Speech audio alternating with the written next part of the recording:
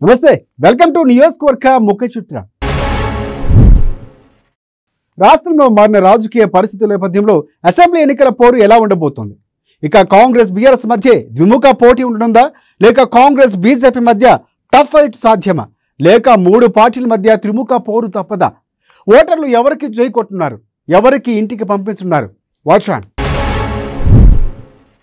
రాజేంద్రనగర్ నియోజకవర్గంలో గులాబీ ప్రతిష్ట మసకబారుతుందా? కారును ఢీకొట్టేందుకు కాంగ్రెస్ కదం తొక్కుతోందా? బీఆర్ఎస్కు షాక్నిచ్చేందుకు హస్తం పార్టీ పగడ్బందీగా వ్యూహాలతో ముందుకు వెళుతోందా? ఇప్పటికే నియోజకవర్గాన్ని చుట్టి వచ్చిన కాంగ్రెస్ లీడర్లు క్యాడర్ రాజేంద్రనగర్లో పట్టు బిగించారా అంటే అవుననే అభిప్రాయం ఇప్పుడు వ్యక్తమవుతోంది.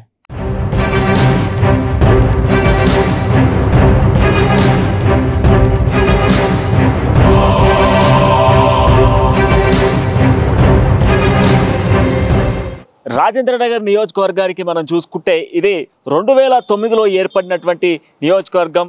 ఇది ఇంతకుముందు చేవెళ్ళ సెగ్మెంట్లో ఉన్నటువంటి నియోజకవర్గం కాస్త 2009లో ప్రత్యేక నియోజకవర్గంగా ఏర్పడింది. అయితే 2009 నుంచి కూడా అక్కడ టీడీపీ కొంత బలోపేతంగా ఉన్నటువంటి ప్రాంతం, అక్కడ టీడీపీ ఆధిక్యంలో వచ్చినటువంటి పరిస్థితులు అయితే ఉన్నాయి. ఇక రాజేంద్రనగర్కి మనం చూసుకుంటే రాజేంద్రనగరంలో అక్కడ ఇప్పుడు మాత్రం అధికార బీఆర్ఎస్ పార్టీతో పాటుగా ఇక బీజేపీ పార్టీ కూడా తనదైన శైలిలో ప్రయత్నాలు కొనసాగిస్తూ ఉంది.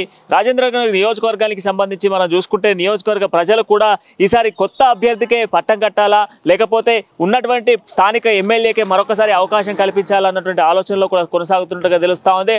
అసలు రాజేంద్రనగర్ నియోజకవర్గానికి సంబంధించి ఓటర్ల నాడి ఎట్లా ఉంది, అదేవిధంగా ఈసారి పోటీ ఎలా ఉండబోతా ఉంది అనే విషయాలు ఒకసారి తెలుసుకునేటువంటి ప్రయత్నం చేద్దాం.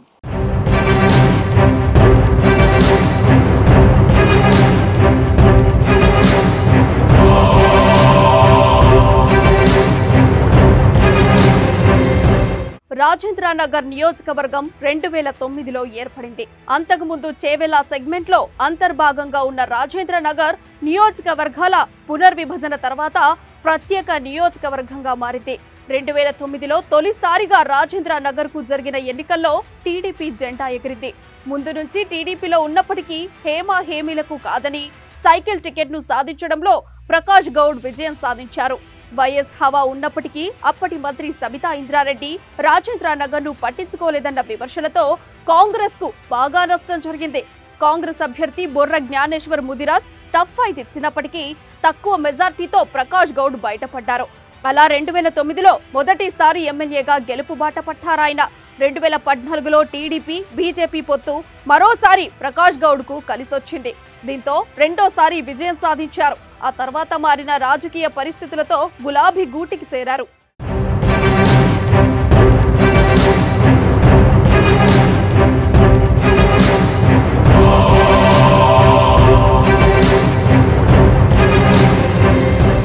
రెండు 2018లో కాంగ్రెస్ ఇక్కడ ఊహించని స్థాయిలో బలపడినప్పటికీ ఆ పార్టీకి అదృష్టం కలిసి రాలేదు. టీడీపీ కాంగ్రెస్ పొత్తులో ఈ సీటును సైకిల్కు కేటాయించారు. దాంతో ఇక్కడ కాంగ్రెస్ పోటీకి దూరమైంది. ఒకవేళ 2018లో ఇక్కడ కాంగ్రెస్ పార్టీ పోటీ చేసుంటే పరిస్థితి వేరేలా ఉండేది. కానీ ఆ అవకాశం హస్తం పార్టీకి దూరమైంది. అలా మూడోసారి కలిసొచ్చి ప్రకాష్ గౌడ్ మూడోసారి విజయం సాధించారు. మరి దళితులకు 3 ఎకరాల పొలం ఇచ్చిన దాఖలాలు లేవు. ఇంటింటికి ఉద్యోగం ఇస్తానని చెప్పిన ప్రభుత్వం ఇప్పుడున్న ప్రభుత్వం. మాటిస్తే మాట మీదనే ప్రభుత్వం కావాలి తప్ప ఏదో మాటలు ఇచ్చినాము, అధికారం చేపట్టినాము, అధికారం వస్తే చాలు ఎన్నైనా మాటలు చెప్తామనే ప్రభుత్వాలు కుప్పకూలిపోయిన రోజులు మనం చూసినాం. ప్రజల గురించి ఆలోచించే ప్రభుత్వం కావాలి, ప్రజలకు ఇచ్చిన మాట నిలబెట్టుకునే ప్రభుత్వం కావాలి. కాబట్టి తప్పకుండా ప్రజలు మీరు కూడా ఓటును అమ్ముకోరాదు. మనము ఏదైతే ప్రభుత్వం ప్రజల గురించి ఆలోచించి ప్రజల శ్రేయస్సు గురించి చేసే ప్రభుత్వమే కావాలి తప్ప ఈ యొక్క మాటలు చెప్పి సీట్లు దన్నుకొని ఎలక్షన్ గెలిచిన తర్వాత ఇచ్చిన మాటని ఏమాత్రం కూడా నిలబెట్టుకొని ఈ ప్రభుత్వానికి తప్పకుండా బుద్ధి చెప్పాలి.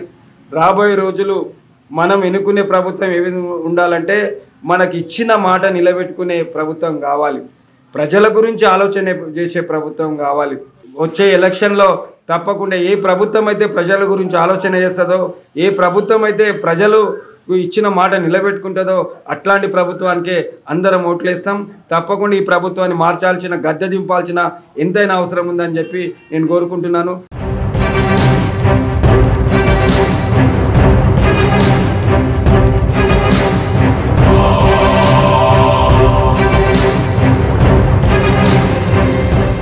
ఈసారి రాజేంద్రనగర్ నియోజకవర్గం నుంచి బీఆర్ఎస్ అభ్యర్థిగా ఎవరు బరిలో నిలుస్తారంటే మాత్రం ఖచ్చితంగా చెప్పలేని పరిస్థితి.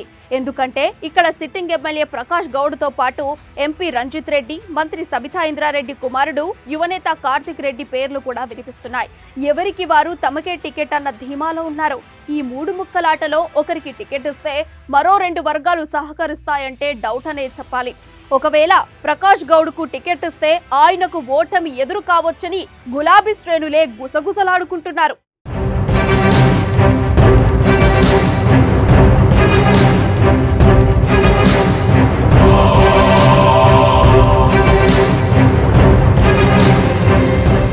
వరుసగా 3 సార్లు ఎమ్మెల్యేగా గెలిచినప్పటికీ రాజేంద్రనగర్ను అనుకున్న స్థాయిలో అభివృద్ధి చేయడంలో ప్రకాష్ గౌడ్ విఫలమయ్యారనే విమర్శలున్నాయి.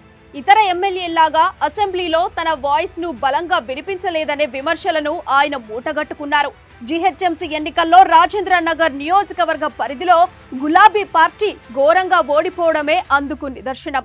అంతేకాదు, ఎంతసేపు రాజేంద్రనగర్ మండలంపై దృష్టి తప్ప గండిపేట, శంషాబాద్ మండలాలను ప్రకాష్ గౌడ్ పట్టించుకోలేదని జనం మండిపడుతున్నారు. ముఖ్యంగా పలు అవినీతి ఆరోపణలు కూడా ప్రకాష్ గౌడ్ పై ఉన్నాయి. దీనికి తోడు ఎంఐఎం, బీజేపీ నేతలతోనూ ఆయన అనుచరులు తరచుగా ఘర్షణ పడుతుంటారు. ఇవన్నీ ఆయనకు చాలా మైనసేనని చెప్పక తప్పదు. అన్ని వర్గాల ఓటర్లను కలుపుకోవాల్సిన ప్రకాష్ గౌడ్ ముఖ్యంగా మైనార్టీలను లైట్ తీసుకుంటున్నారన్న విమర్శలున్నాయి. ఎంఐఎంపై కోపంతో కొందరు బీఆర్ఎస్ మైనార్టీ లీడర్లను ఆయన కావాలనే దూరం పెడుతున్నారన్న వాదన కూడా ఉంది. అన్నింటికి మించి శాసన మండలి మాజీ చైర్మన్ స్వామి గౌడ్తోనూ ప్రకాష్ గౌడ్కు సఖ్యత లేదు. సొంత సామాజిక వర్గానికి చెందిన పెద్దాయనను ప్రకాష్ గౌడ్ ఎందుకు కలుపుకోవడం లేదో అర్థం కాని విషయం. అందుకే ఆ సామాజిక వర్గానికి చెందిన పెద్దలు, యూత్ ప్రకాష్ గౌడ్పై అసంతృప్తితో ఉన్నారన్న వాదన వినిపిస్తోంది. రాజేంద్రనగర్లో అభివృద్ధి ఎక్కడేసినా గొంగడి అక్కడే అన్న చందంగా ఉంది. ఎందుకంటే 100 పడకల ఆసుపత్రి కానీ, మెడికల్ కాలేజ్ కానీ, డబుల్ బెడ్రూమ్ ఇల్లు కానీ ఇప్పటి వరకు ఇక్కడ అభివృద్ధి చేసిన దాఖలాలే లేవు. అసలు మెడికల్ కాలేజ్ వచ్చింది శంషాబాద్లో పెడతామని చెప్పేసి అన్నారు. కానీ అది కూడా ఎక్కడ పోయిందో ఇప్పటి వరకు దాన్ని నామరూపాల్లో లేకుండా పోయింది. అది డబుల్ బెడ్రూమ్ ఇల్లులు ఇస్తామన్నారు. డబుల్ బెడ్రూమ్ ఇల్లులు ఇస్తామని చెప్పేసి 8 సంవత్సరాల క్రితం తీసుకున్న పేపర్లు ఇప్పుడు ఎక్కడ ఉన్నాయో తెలియదు. ఇప్పటివరకు ఆ డబుల్ బెడ్రూమ్ వచ్చిన పరిస్థితి లేదు. ఇక ఇదే చూసుకుంటే ఇక్కడ రాజేంద్రనగర్ సమస్యల మీద ఒక్కసారి కూడా అసెంబ్లీలో మాట్లాడిన పరిస్థితి లేదు. మా ఎమ్మెల్యే గారు ప్రకాష్ గౌడ్ గారు ఇప్పటి వరకు కూడా అసెంబ్లీలో ఒక్కసారి కూడా రాజేంద్రనగర్ అభివృద్ధి మీద మాట్లాడిన పరిస్థితి లేదు. ఆయన అసెంబ్లీలో వెళ్ళి పేపర్ చాటుగా పెట్టుకొని కూర్చోవడం, లేదంటే నిద్రపోవడం, గుర్కలు పెడుతున్న వీడియోస్ రావడం, ఇవన్నీ కూడా రాజేంద్రనగర్ అభివృద్ధిని కుంటున పడేశాయి. ఒకసారి ఈ యొక్క రాజేంద్రనగర్లో ఈ ప్రభుత్వం మారాలి.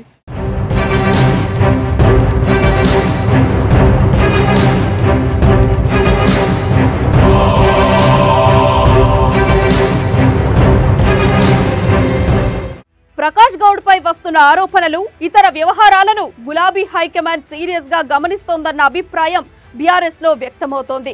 అందుకే ఈసారి ప్రకాష్ గౌడ్ ను పక్కన పెట్టి ఎంపీ రంజిత్ రెడ్డికి అవకాశం ఇవ్వొచ్చని టాక్. అయితే సబితా ఇంద్రారెడ్డి కుమారుడు కార్తిక్ రెడ్డి మాత్రం బీఆర్ఎస్ టికెట్ తనకే వస్తుందని ధీమాగా ఉన్నారట. అసలే బీఆర్ఎస్ పై జనంలో వ్యతిరేకత ఉంది. దీనికి తోడు బీఆర్ఎస్ లో ఎవరికి టికెట్ ఇచ్చినా మరో 2 వర్గాలు సహకరించే పరిస్థితి లేదు. కాబట్టి కారు ఇక్కడ పంక్చర్ కావడం ఖాయమన్న వాదన బలంగా వినిపిస్తోంది.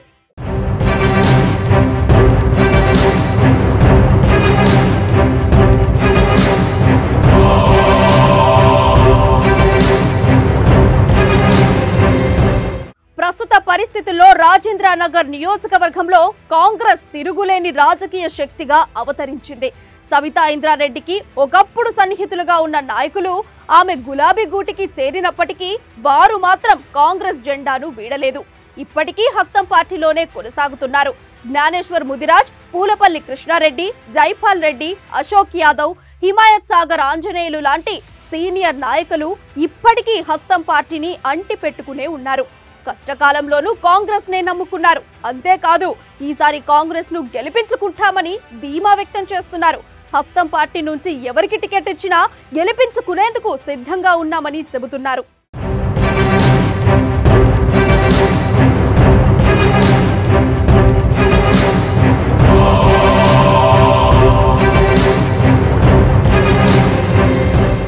రాజేంద్ర నగర్ సెగ్మెంట్ నుంచి కాంగ్రెస్ టికెట్ రేసులో జ్ఞానేశ్వర్ ముదిరాజ్ ముందు వరుసలో ఉన్నారు. గతంలో ఓడిపోయినప్పటికీ మరోసారి బరిలో నిలిచి ప్రకాష్ గౌడ్ ను ఓడిస్తానని ఆయన ఘంటాపథంగా చెబుతున్నారు. కాంగ్రెస్ అభ్యర్థిగా జ్ఞానేశ్వర్ ముదిరాజ్ కు టికెట్ ఇచ్చే అవకాశాలు కూడా ఎక్కువగా ఉన్నాయి. సర్పంచ్ స్థాయి నుంచి ఎదిగి వచ్చిన ఆయనకు మాస్ లీడర్ గా గుర్తింపు ఉంది. వర్గాలకు అతీతంగా అందరూ ఆయనకు మద్దతు పలుకుతున్నారు. ముఖ్యంగా ఈసారి ఎలాగైనా బీఆర్ఎస్ ను నిలువరించి కాంగ్రెస్ ను కాపాడుకోవాలని హస్తం నేతలు గట్టిగానే నిశ్చయించుకున్నారట. అందుకే హస్తం పార్టీ అప్పుడే పకడ్బందీ ప్లానింగ్ తో ముందుకెళ్తోంది. నిరంతరం ప్రజల్లో ఉండేలా కాంగ్రెస్ నేతలు కార్యక్రమాలు చేపడుతున్నారు. జ్ఞానేశ్వర్ ముదిరాజ్ కు తోడుగా పూలపల్లి కృష్ణారెడ్డి, అశోక్ యాదవ్ లాంటి వారు క్షేత్రస్థాయిలో ప్రజలందరినీ కలుస్తూ పార్టీని గడప గడపకు తీసుకెళ్తున్నారు.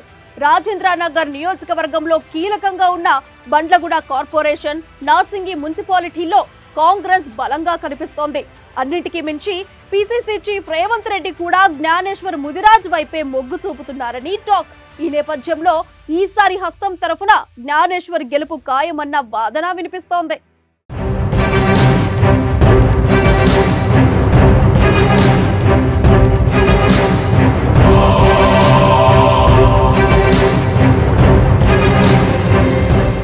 రాజేంద్ర నగర్ నియోజకవర్గంలో బీఆర్ఎస్, కాంగ్రెస్ తో పాటు బీజేపీ కూడా ఉంది.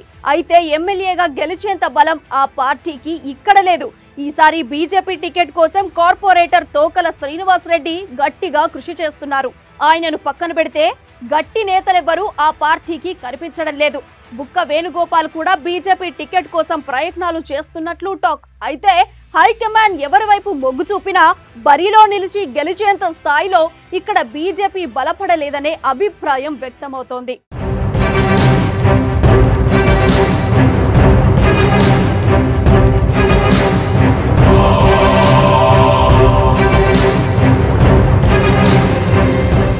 మొత్తంగా రాజేంద్ర నగర్ నియోజకవర్గంలో ఈసారి ఖచ్చితంగా మార్పు తప్పదనే మాట బలంగా వినిపిస్తోంది. కారును పంక్చర్ చేసి కాంగ్రెస్ ను గెలిపించుకునేందుకు జనం సిద్ధంగా ఉన్నారని టాక్. ఈసారి ఎట్టి పరిస్థితుల్లోనూ ఇక్కడ హస్తం పార్టీ భారీ మెజార్టీతో గెలవడం ఖాయమని విశ్లేషకులు కూడా అంచనా వేస్తున్నారు. మరి రాజేంద్ర నగర్ లో ఏ స్థాయిలో మెజార్టీ సాధించి కాంగ్రెస్ సత్తా చాటుతుందన్నది వేచి చూడాలి. మరి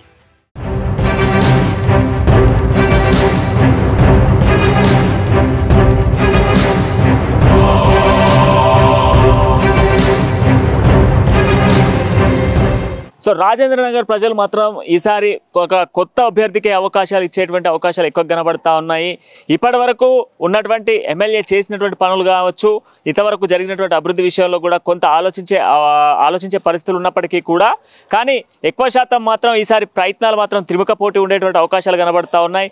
అంతేకాకుండా కాంగ్రెస్ కూడా కొంత బలం పుంజుకున్నటువంటి పరిస్థితులలో ఈసారి బీఆర్ఎస్ కమ్ కాంగ్రెస్కి పోటీ ఉండేటువంటి అవకాశాలు రాజేంద్ర నగర్లో ఎక్కువ కనబడతా ఉన్నాయి. అయితే కంప్లీట్గా మాత్రం కొంత త్రిముఖ పోటీ ఉన్నప్పటికీ మాత్రం ప్రజల నిర్ణయం మాత్రం ఏ విధంగా ఉండబోతా ఉంది, అసలు ప్రజల నాడి ఏ విధంగా ఉండబోతా ఉంది అనేది మాత్రం కొంత ఆసక్తిగానే కనబడతా ఉంది. సో ఎటకేలకు 2023లో జరిగేటువంటి ఈ ఎన్నికలకు సంబంధించి కొంత వేడిగానే కొనసాగేటువంటి అవకాశాలు అయితే రాజేంద్ర నగర్లో ఉన్నాయి. 2009లో ఏర్పడినటువంటి ఈ నియోజకవర్గానికి సంబంధించి గతంలో చేవెళ్ల నియోజకవర్గంలో ఉన్నప్పుడు సెగ్మెంట్లో ఉన్నప్పుడు మాత్రం కొంత ప్రజల తీర్పు సైకిల్ వైపు ఉంటే ఈసారి మాత్రం మరి కారు వైపు మరలుతుందా లేదా హస్తం వైపు మరలుతుందా అనేది కొంత ఆసక్తిగానే కనబడతా ఉంది.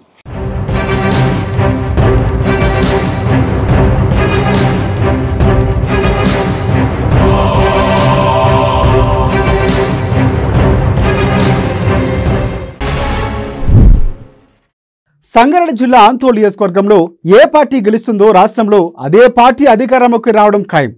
అది ఇప్పుడే సెంటిమెంట్గా మారింది. ప్రతిసారి అదే జరుగుతుంది కూడా. ఈ నేపథ్యంలో ఈసారి ఇక్కడ ఏ పార్టీ గెలుస్తుంది అనేది ఆసక్తికరంగా మారింది. ఆందోళన ముఖ చిత్రంపై స్పెషల్ స్టోరీ.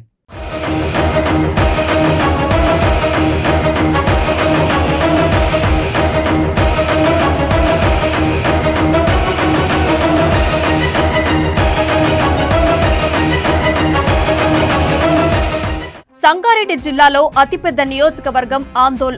ఈ సెగ్మెంట్లో ఆందోల్, పుల్కల్, టేక్మాల్, అల్లాదుర్గం, వట్పల్లి, చోట్కూర్ మండలాలున్నాయి. ఈ నియోజకవర్గంలో మొత్తం 2,23,352 మంది ఓటర్లున్నారు. అందులో 1,08,000 మంది మహిళా ఓటర్లుండగా మిగిలింది పురుష ఓటర్లే. ఈ నియోజకవర్గానికి ఇప్పటి వరకు 15 సార్లు ఎన్నికలు జరిగాయి. అందులో కాంగ్రెస్ 8 సార్లు, టీడీపీ 4 సార్లు, ఇండిపెండెంట్ అభ్యర్థి 1 సారి, టీఆర్ఎస్ 2 సార్లు గెలిచింది.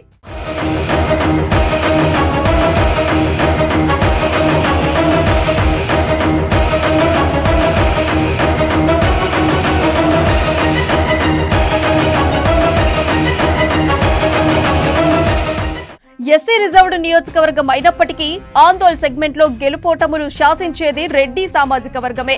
2004, 2009లో ఇక్కడి నుంచి కాంగ్రెస్ అభ్యర్థిగా దామోదర్ రాజనరసింహ వరుసగా 2 సార్లు గెలిచారు.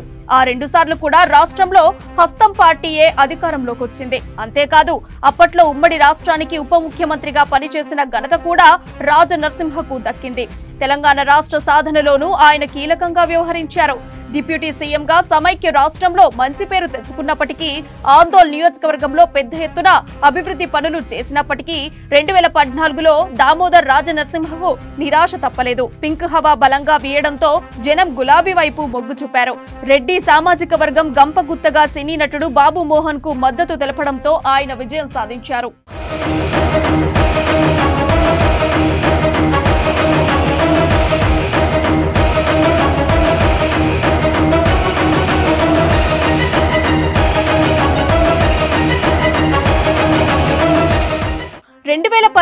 ఎన్నికల నాటికి హఠాత్తుగా తెరపైకి వచ్చి స్థానిక నినాదం ఎత్తుకున్నారు చంటి క్రాంతి కిరణ్. బాబు మోహన్ కు టికెట్ కట్ చేయించి తనకు గులాబీ టికెట్ వచ్చేలా చేసుకోగలిగారు. బాబు మోహన్ కు టికెట్ రాకపోవడంతో బీజేపీ తరఫున ఆయన ఎన్నికల్లో దిగారు. ఓవైపు టీఆర్ఎస్, మరోవైపు బీజేపీ ఓట్ల చీలికతో దామోదర్ రాజనరసింహకు నష్టం జరిగింది. కాంగ్రెస్ కు బలమున్నప్పటికీ అనూహ్యంగా చంటి క్రాంతి కిరణ్ విజయం సాధించారు. ఇంతవరకు బాగానే ఉంది, కానీ ఈసారి మాత్రం కారుకు అంత ఈజీగా లేదు. ఎమ్మెల్యేగా ఆందోళనను అభివృద్ధి బాటలో నిలపడంతో చంటి క్రాంతి కిరణ్ ఘోరంగా విఫలమయ్యారనే వాదన బలంగా వినిపిస్తోంది.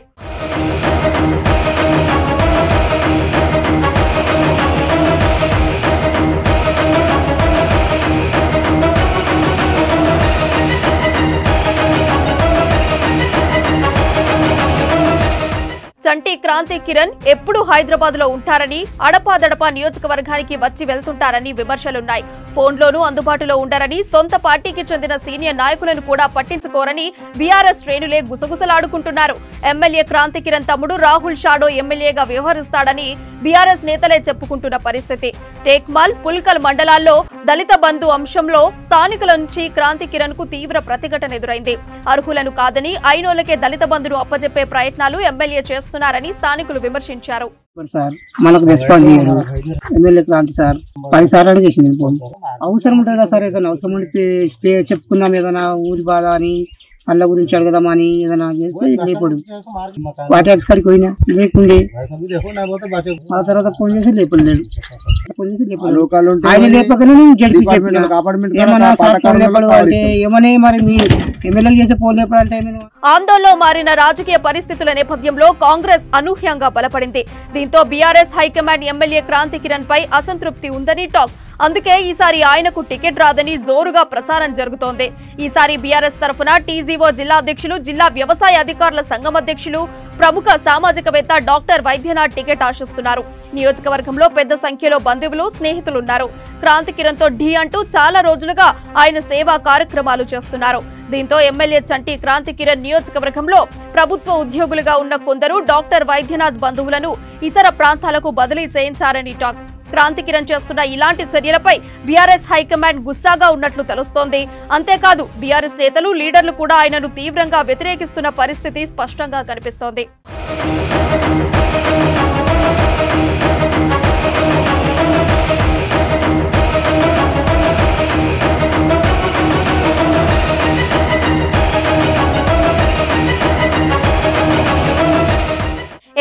చంటి క్రాంతి కిరణ్ నియోజకవర్గానికి చేసిందేమీ లేదనే భావన జనంలో చాలా బలంగా ఉంది. డబుల్ బెడ్రూమ్ల ఇళ్ల వివాదం, జర్నలిస్టు కాలనీ వివాదం, తన బంధువులకు పదవులు ఇచ్చుకోవడం, సొంత పార్టీ కౌన్సిలర్లు కార్యకర్తలపై కేసులు పెట్టించడం క్రాంతికి మైనస్ గా మారాయి. క్రాంతి కిరణ్ కు గతంలో టికెట్ ఇప్పించడం, గెలిపించడంలో కీలకంగా వ్యవహరించిన జాగృతి సంస్థకు చెందిన ఓ యువ నాయకుడు కూడా క్రాంతి కిరణ్ కు ఈసారి దూరంగా ఉన్నట్లు సమాచారం. ఈ పరిణామాల నేపథ్యంలో క్రాంతి కిరణ్ కు టికెట్ రాదని, వచ్చిన కాంగ్రెస్ ను నిలువరించేంత బలం ఆయనకు లేదన్న అభిప్రాయం వ్యక్తమవుతోంది. అల్మాయిపేట్ల ఏం డెవలప్మెంట్ కాలేవు. మోరీలు, రోడ్లు మళ్ళా ఈ చెరువులు అయితే ఏదుందో చెరువుల పైన కూడా డెవలప్మెంట్ కాలేదు. రోడ్ పర్పస్ కూడా డెవలప్మెంట్ కాలేదు. ఊర్లోకి వచ్చే రోడ్ కూడా డాంబర్ రోడ్ కూడా ఖరాబ్ ఉంది. ఈ పథకంతో తీసిర్రు, ఏదైతే పని పథకం పెట్టిరో అది మొత్తం వేస్ట్. ఏడా పని జరగాలన్నా కూడా పని జరుగుతలేదు. గతంలో ఉన్న నాయకుల పాలనే బాగుంది.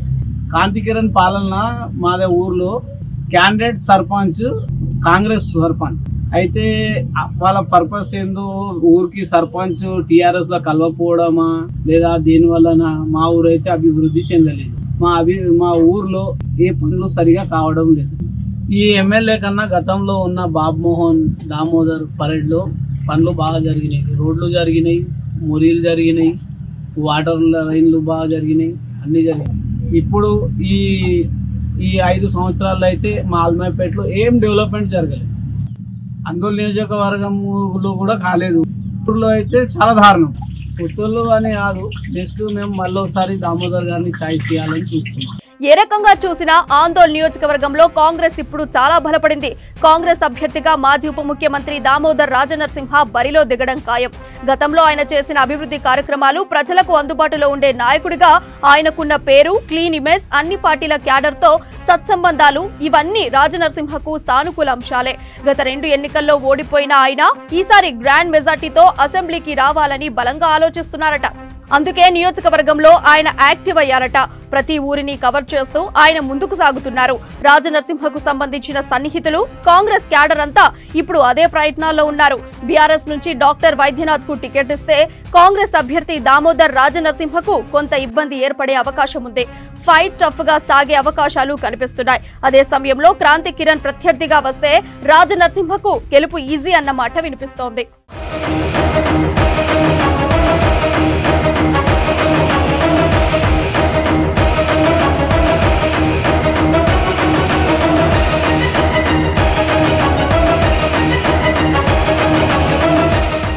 ఆందోళనలో గత ఎన్నికల్లో పోటీలో ఉన్న బీజేపీకి ఈసారి అభ్యర్థులే దొరకని పరిస్థితి.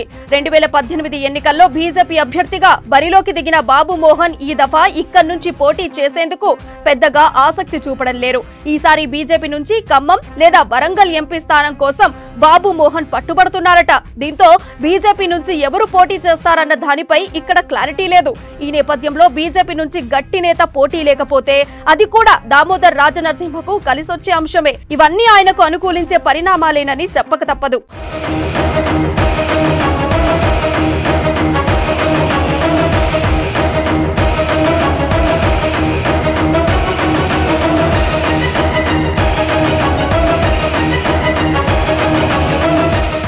మొత్తంగా ఆందోళన నియోజకవర్గంలో ఈసారి గెలుపే లక్ష్యంగా కాంగ్రెస్ పావులు కదుపుతోంది.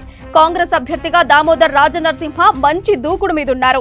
అదే సమయంలో వైద్యనాథ్ కూడా బీఆర్ఎస్ నుంచి టికెట్ సాధించి కాంగ్రెస్ ను నిలవరిస్తారని చెబుతున్నారు. అంటే ఈసారి బీఆర్ఎస్ టికెట్ ఎవరికి వస్తుందన్న దానిపై కాంగ్రెస్ నుంచి దామోదర్ రాజనరసింహ గెలుపు ఆధారపడి ఉంది. మరి బీఆర్ఎస్ హైకమాండ్ చంటి క్రాంతి కిరణ్ ను కాదని డాక్టర్ వైద్యనాథ్ కు టికెట్ ఇస్తుందా అన్నది చూడాలి. ఎన్నికల నాటికి పరిణామాలు ఇలాగే ఉంటాయా లేదా అన్నది ఇప్పుడే చెప్పలేం. కానీ ప్రస్తుత పరిస్థితులను బట్టి చూస్తే దామోదర్ రాజనరసింహకు పరిస్థితి కొంత అనుకూలంగా ఉందని పరిశీలకులు అంచనా వేస్తున్నారు.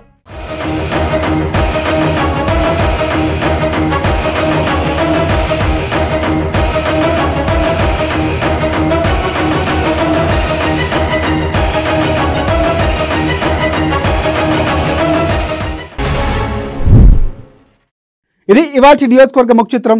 మరొక నియోజకవర్గ ముఖచిత్రంలో మళ్ళీ కలుసుకుందాం. అంతవరకు చూస్తూనే ఉండండి అమర్ న్యూస్. నిజం కోసం, జనం కోసం.